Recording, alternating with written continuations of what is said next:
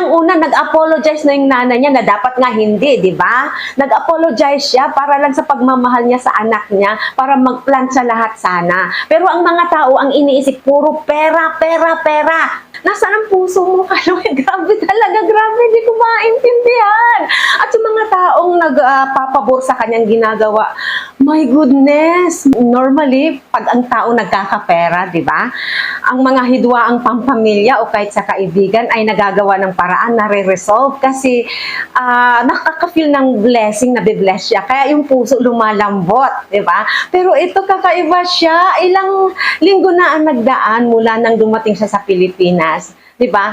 Hindi niya talaga dinalaw o kinausap o nakipag-reconcile sa kanyang pamilya, ha? Kung siya may personal na galit dun sa nanay niya, 'di ba? Dahil hindi sila magkaintindihan dahil yung nanay ayaw talaga kay Chloe.